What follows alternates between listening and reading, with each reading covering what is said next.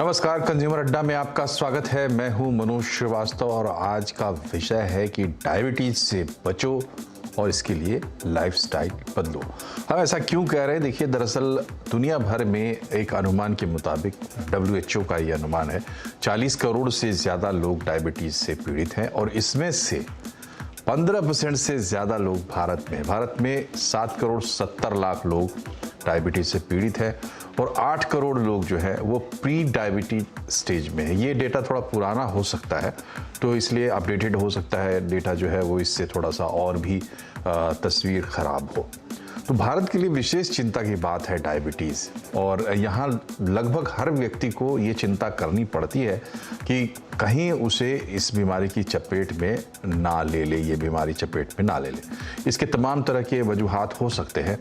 तो क्या वजह है कि भारत में इस तरीके से डायबिटीज़ लोगों को परेशान करता है और कैसे इससे बचा जा सकता है? तो इसको अगर हम समझें तो बचने का उपाय भी हमें समझ में आएगा। इसी पर आज हम चर्चा करेंगे। पहले अपने पैनल से मिलवाते हैं आपको फोर्टिस स्कॉट अस्पताल की director cardiology doctor Aparna Jaswal हमारे साथ होंगी, सीनियर कार्डियोलॉजिस्ट डॉक्टर विकास अग्रवाल हमारे साथ होंगे और न्यूट्रिशनिस्ट श्वेता नाकरा भी हमारे साथ होंगी। तो डायबिटीज़ की बात हो रही है और जैसा कि हमने आपको बताया कि दुनिया की डायबिटीज़ कैपिटल इंडिया को कहा जाता है। इसमें एक बहुत बड़ा जो हिस्सा है इस बर्डन का, वो आता है हमारे लाइफस्टाइल और हमारे खान पान से। तो शुरुआत करते हैं आज कार्यक्रम की न्यूट्रिशनिस्ट श्वेता नाकरा के साथ। श्वेता जी, ये बताइए कि हमारे खान पान में वो कौन से एलिमेंट्स हैं जो हमें डायबिटीज़ की तरफ ले जाते हैं या हमारा जो ग्लूकोज इनटेक है उसको बढ़ाते हैं? नमस्ते, मैं हूँ डाइटिशियन श्वेता नाकरा और आज मैं एक बहुत ही इम्पॉर्टेंट टॉपिक के ऊपर आप लोगों के साथ कुछ डिस्कशन करना चाहूँगी, जो कि है diabetes.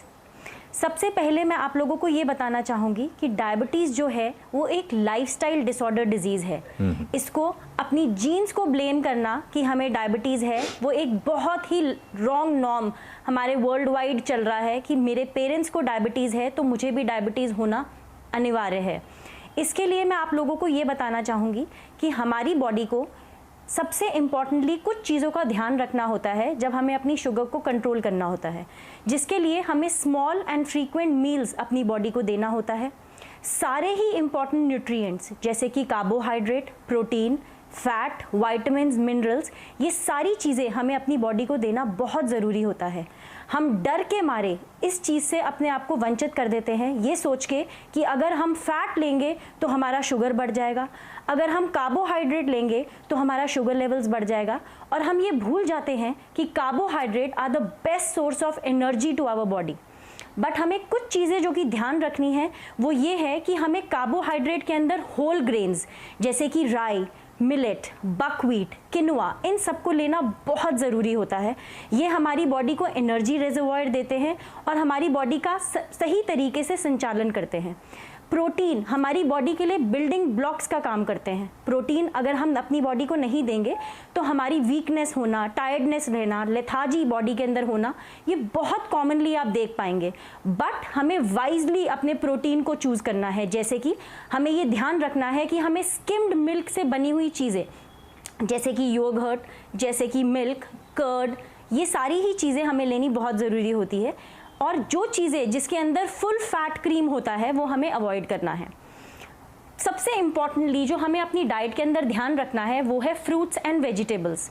Fruits and vegetables are the important source of vitamins and minerals. तो अगर हम अपनी बॉडी को high source of fruits and vegetables देते हैं तो हम अपनी ब्लड शुगर लेवल्स को कंट्रोल कर सकते हैं। और इसके साथ ही जो बहुत ही इम्पॉर्टेंट रोल प्ले करता है वो है हमारी एक्सरसाइज रिजीम का, जो कि आजकल की हमारी दिनचर्या के अंदर बहुत ही कम हो गई। जी, तो चलिए अब डॉक्टर्स के पास चलते हैं। श्वेता जी के पास फिर से आएंगे और मूल बात यह है कि देखिए, लाइफस्टाइल की शुरुआत खान पान से होती है। डॉक्टर अपर्णा, इंडिया में कहते हैं कि 90% लोग जो है उनको टाइप 2 डायबिटीज़ होती है। अभी इससे पहले हम अपनी डाइटिशियन से बात कर रहे थे, उन्होंने भी कहा कि बड़ी गलतफहमी कि भाई ये जेनेटिक डिजीज़ है, ये तो लाइफस्टाइल डिजीज़ है डायबिटीज़। तो सवाल ये है कि भारत में बैठा हुआ कोई भी व्यक्ति, आज जो बच्चा है, जो नौजवान है, उसके अंदर भी ये डर होता है कि डायबिटीज़ हो ना जाए। तो सही वजह क्या है, और अगर हम सही वजह जानेंगे तो हम शायद उसको रोक पाए और हम डायबिटीज़ में ना जाएं। डॉक्टर अपर्णा जी नमस्कार। I think it's a very good thing कि आज हम इस विषय पे बात कर रहे हैं, क्योंकि हमारा देश इससे ग्रस्त है। India is called the diabetic capital of the world, जैसे आपने बताया, and 1 out of every 4 people in the country is a diabetic. So इसका बात करना बहुत जरूरी है कि क्यों है ये डायबिटीज। सो पहले जैसे बताया गया कि yes, certain genes will play a role, because genetic makeup जो है हमारा एक लाइफ का ब्लूप्रिंट है। एक तो ये इशू है सो है। However most importantly is the obesity. हम ये देखते हैं सेंट्रल ओबेसिटी, विजरल फैट जो हमारे पेट के इर्द गिर्द आता है।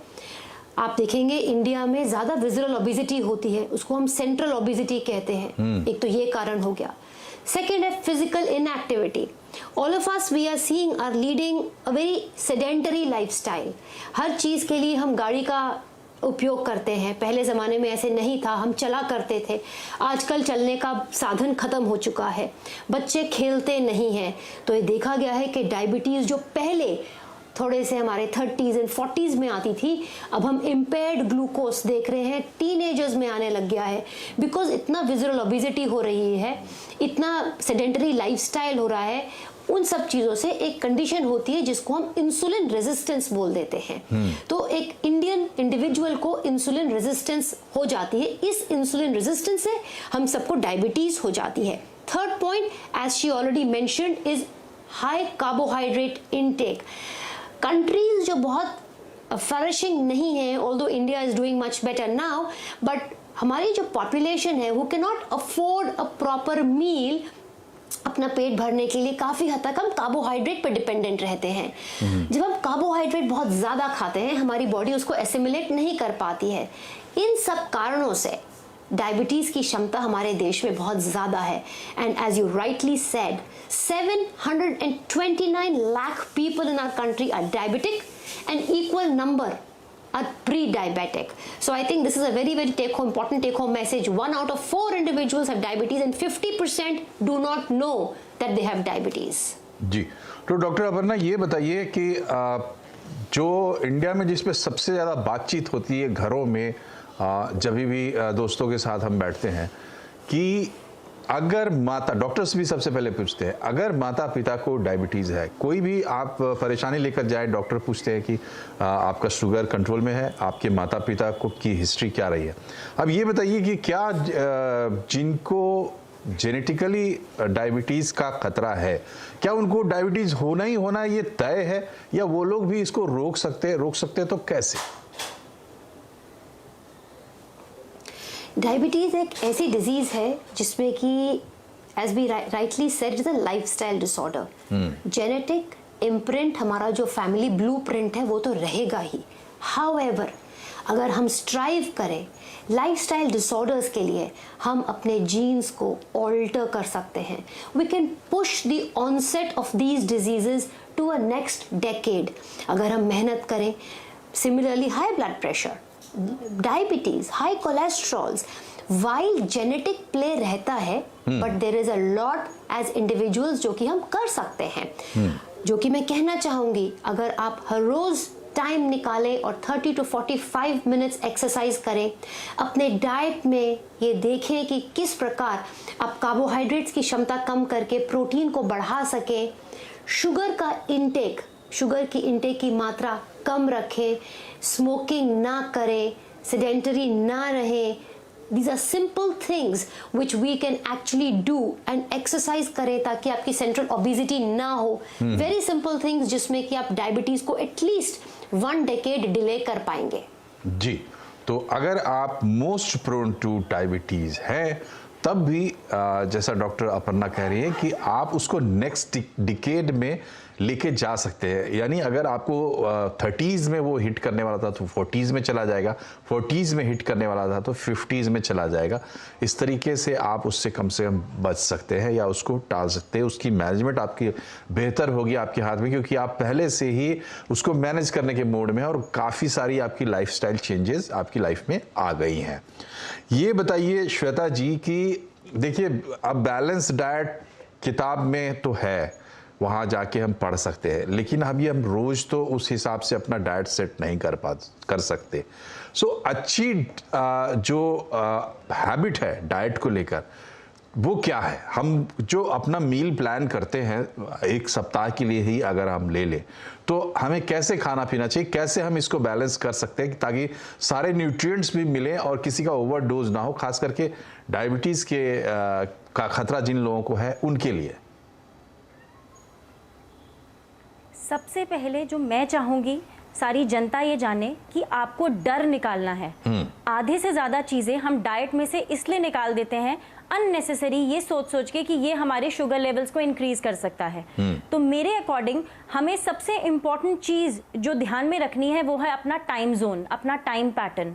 अगर हम सुबह का ब्रेकफास्ट मिस कर रहे हैं ये सोच के कि हम सिर्फ फ्रूट से दिन की शुरुआत करेंगे और हमारे ब्लड शुगर लेवल्स जो है वो बहुत ही अच्छे से मैनेज रहेंगे, तो ये हम वर्स्ट डिसीजन अपनी लाइफ को दे रहे हैं। ब्रेकफास्ट आपकी बॉडी के लिए सबसे ज़्यादा important meal of the day होता है, तो उसको हमें सबसे ज़्यादा लैविश और इन्जॉय करके लेना चाहिए। बट ये ध्यान रखना चाहिए कि हमें किन चीज़ों से बचना है, जैसे कि हमें refined flour, refined sugar, bakery products, इन सब चीज़ों को बिल्कुल भी अपनी डाइट के अंदर इंक्लूड नहीं करना है। मैं तो ये भी चाहूँगी कि ये चीट मील में भी इनको यूज़ ना करा जाए, क्योंकि ये एंड करते हैं आपको कैलोरीज देने में और इनकी कोई न्यूट्रिशनल बेनिफिशियरीज है ही नहीं। तो सबसे इंपॉर्टेंटली अपने दिन की शुरुआत एक अच्छे ब्रेकफास्ट से कीजिए, जिसके अंदर आप कोई भी चीज़ें जैसे कि पोहा, उपमा, इडली, दलिया, वेजिटेबल डोसा, सैंडविचेस कुछ भी ले सकते हैं। उसके बाद हमें जो चीज़ बहुत ध्यान रखनी होती है वो ये है कि हम सीधा ब्रेकफास्ट के बाद लंच पे नहीं जा सकते हैं। Something in the mid morning like at 11:30, if you're taking your breakfast by 9:30, you have to take something in the mid morning snacks, like you can have fruit, you can have lassi, you can have chaach, anything you want to have. Then proper lunch, don't skip your meal for the sake कि हमारा weight loss बहुत अच्छा हो जाएगा, weight loss हो जाएगा तो हमारा कैलोरी काउंट मेंटेन रहेगा, कैलोरी काउंट मेंटेन रहेगा तो शुगर लेवल्स कंट्रोल रहेगा। तो मैं यही समझाना चाहूंगी, हर मील की अपनी एक इम्पॉर्टेंस है। तो लंच को भी प्रॉपर टाइम से लेना है, जैसे कि हम जिस क्लाइमेटिक कंडीशंस में रहते हैं हमें उसी ही तरीके का मील अपनी बॉडी को देना चाहिए। फैंसी रूटीन्स में आप जितना कम से कम जाएंगे उतना आप लोगों के लिए अच्छा है। जो हम बचपन से खाते आ रहे हैं पौष्टिक आहार, दाल, रोटी, सब्जी, दही, छाछ, ये अपनी डाइट में आपको इंक्लूड जरूर करना है। अगर आपको भूख लग रही है लंच लेने के बाद समवेयर अराउंड 5-5:30, तो ये जान के रखिए कि small snacking, snacking is very important in the daily maintenance of your sugar levels. तो something in the evening you should also give like sprouts chaat, makhana chaat, roasted chana, gur चना, एंड डिनर को भी आप जी। तो ऐसे तरीके हैं जिनको अपना के आप अपनी डाइट को इस तरीके से कंट्रोल कर सकते हैं कि अब इससे सिर्फ शुगर की बात नहीं है, तमाम जो दूसरी एबनॉर्मलिटीज़ आ सकती है डाइट की वजह से वो नहीं आएंगी अगर आप एक सीधा सा अप्रोच ये रखें कि भाई हम भारत में रहते हैं और भारत के जिस हिस्से में रहते हैं तो ट्रेडिशनल खाने पीने का तरीका क्या है और उसमें हम और कुछ अच्छा कैसे ऐड कर सकते हैं। डॉक्टर विकास हमारे साथ जुड़ गए हैं। डॉक्टर विकास, ये बताइए, लोग कहते हैं बड़े मतलब लोगों को हैरानी होती है कि भाई ठीक है डायबिटीज़ थी या थोड़ा शुगर कंट्रोल में नहीं था तो उससे किसी को स्ट्रोक कैसे हो गया या उससे किसी के लीवर को डैमेज कैसे हो सकता है या फला चीज़ कैसे हो सकती है। मतलब लोग ये नहीं समझ रहे हैं कि डायबिटीज़ कैसे और क्या क्या डैमेज कर सकता है। तो होता क्या है जब डायबिटीज़ किसी को हो जाती है तो शरीर में उसके क्या बदलाव होता है और क्या क्या नुकसान शरीर के भीतर हो सकते हैं? Okay, good evening. मैं हृदय रोग विशेषज्ञ और यदि मैं डायबिटीज के बारे में कहना चाहूँ तो diabetes itself is a major burden for cardiovascular disease. यदि मैं उसको एक्सप्लेन करूँ हिंदी में तो डायबिटीज एक मुख्य सोर्स है, एक मुख्य स्रोत है आपके हार्ट के अटैक के लिए, किडनी के अटैक के लिए और दिमाग के अटैक के लिए, जैसे like stroke, heart attack, renal attack and cerebral attack. and this figure is not very low. This figure is very high. Up to 2 to 4 times diabetic populations is prone for the cardiac, renal and cerebral attack compared to their of non-diabetic populations. तो 3 से 4 times हमारे में heart attack की संभावना और stroke की संभावना बढ़ जाती है। ऐसा क्यों होता है? क्योंकि हमारे उसके साथ जब डायबिटीज होते हैं तो उसके साथ हमारे हार्ट के स्ट्रक्चर्स, हमारे बॉडी के स्ट्रक्चर्स में ऐसे बदलाव आते हैं, जैसे क्लॉट बनने की टेंडेंसी बढ़ जाती है, जैसे उसे कहते हैं एथेरोथ्रोम्बोटिक फिनोमिना। जो ये एथेरोथ्रोम्बोटिक फिनोमिना होती है ये डायबिटीज में मल्टीपल टाइम्स बढ़ जाती है। इसीलिए हमारे पास ये हमारे अटैक, कार्डियक अटैक और सेरेब्रल अटैक या स्ट्रोक के चांसेस बढ़ जाते हैं। सो इसलिए हम ये नहीं कह सकते अरे यार थोड़ा सा शुगर बढ़ा हुआ है तो हार्ट अटैक कैसे आ सकता है। बिल्कुल, जितने लंबे समय से शुगर आपका रहेगा, चाहे वो कंट्रोल भी ना रहे, चाहे वो बॉर्डर लाइन पे भी कंट्रोल रहता है, तब भी वो अपने आप में एक मेजर रिस्क फैक्टर्स होता है। लॉन्ग स्टैंडिंग डायबिटीज, एक समय में वर्ड कहा जाता था अरे शुगर लॉन्ग समय से, जिनका शुगर 10 साल के ऊपर है वो अपने आप में is a risk equivalent to myocardial infarction, heart attack के बराबर है। इसलिए किसी भी लेवल पे हम शुगर को उसको ये नहीं कह सकते कि नहीं इतना तो चल सकता है, इतना नहीं चल सकता। हमें एक टारगेट रेंज मिला हुआ है, हमें उसको फॉलो करना है। जैसे हमें अच्छा HbA1c फॉलो करना है। HbA1c is a good marker for the prolong, आपकी 3 मंथ की वैल्यू दिखाती है जो कंट्रोल है, वो हमें less than 6.5, less than 7, less than 6.5 और लेस देन 6 के अंदर रखना है। हमने 3 वैल्यू इसलिए बोला कि ओवरऑल यदि हम मास पॉपुलेशन की बात करें तो लेस देन 7 पे हमें अच्छे रिजल्ट्स मिल जाते हैं, लेकिन जितना हम 6 और 6.5 के बिलो HbA1c रखेंगे उतना हमारे रिजल्ट्स कार्डियक अटैक और सेरेब्रल अटैक के कम रहेंगे। जी, तो डायबिटीज़ भारत में जितनी बड़ी समस्या है, आप समझ सकते हैं इसकी डिस्कशन भी कितनी बड़ी हो सकती है, कितना कई तरह के इसमें चीज़ें हैं, कई एस्पेक्ट्स हैं। मगर जब भी आप डायबिटीज़ की बात करते हैं तो चाहे सामने कोई भी बैठा हो, 2-3 मूल बातें ज़रूर कहता है। एक, आपकी लाइफस्टाइल। दूसरी जो बात आज डॉक्टर अपर्णा ने बताई कि आप ओबेसिटी में भी अब खास करके सेंट्रल ओबेसिटी, पेट के आसपास जो चर्बी है उस पर आपको खास ध्यान देने की ज़रूरत है।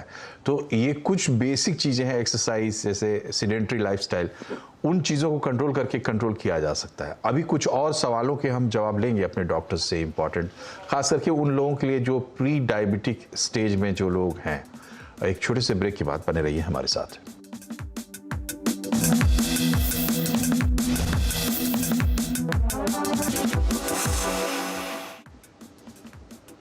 ब्रेक के बाद एक बार फिर से आपका स्वागत है कंज्यूमर अड्डा में। आज हम बात कर रहे हैं डायबिटीज़ की और सेगमेंट में कम समय होता है, सीधा चलते हैं डॉक्टर के पास।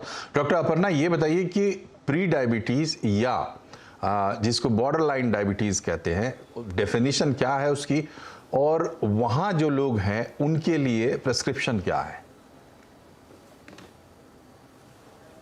जी, तो आई थिंक ये सबसे अहम है इस सेक्शन ऑफ टॉक का कि प्री डायबिटीज़ क्या होता है। Pre diabetes as the name implies is a condition जिसमें ब्लड शुगर बढ़ा होता है, बट इतना बड़ा नहीं है कि हम आपको डायबिटिक ऐलान करें। सो ये एक विंडो दिया जाता है, हमारी बॉडी बहुत रेजिलिएंट है, बहुत चांसेस देती है हमको। तो एक ऐसा विंडो है जो हमें चांस दे रहा है कि अगर हम इस टाइम पर उस पर अमल करें, मेहनत करें, हम डायबिटीज़ को पुश कर सकते हैं।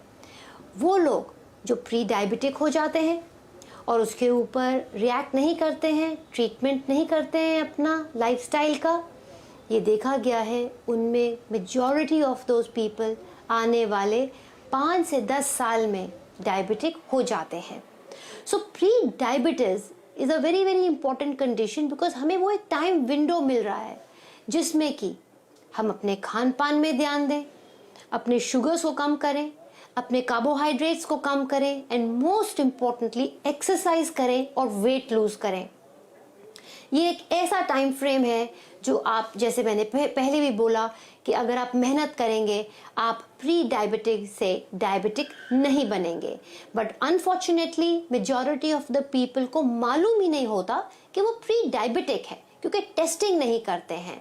सो अगर आपको किसी प्रकार के सिम्टम्स हों, जैसे कि यूरिन ज़्यादा आना, प्यास ज़्यादा लगना, वज़न ज़्यादा बढ़ना या घटना, या फैमिली हिस्ट्री है, it is a good idea कि आप अपना एक बार HbA1c चेक करवाएं, और अगर प्री डायबिटिक है तो उसके ऊपर अमल करें।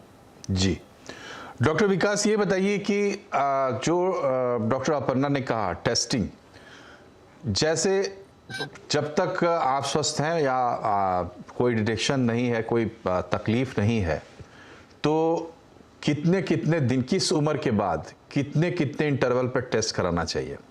अगर प्री डायबिटिक कोई हो जाता है, उसके बाद फ्रीक्वेंसी क्या होनी चाहिए? सबसे पहले मैं डॉक्टर अपर्णा की बातों से बिल्कुल सहमत हूँ, और ये भी कहना चाहूंगा कि यदि आप अपने एक्सरसाइज रेजिम को और डाइट रेजिम को स्ट्रिक्टली फॉलो करते हैं तो आप प्री डायबिटिक से नॉर्मल भी हो सकते हैं। दूसरा, आपने पूछा है कि किस किस टाइम फ्रेम पे हमें करना चाहिए, और यदि किसी एक पर्सन को लगता है कि वो तो नॉर्मल है।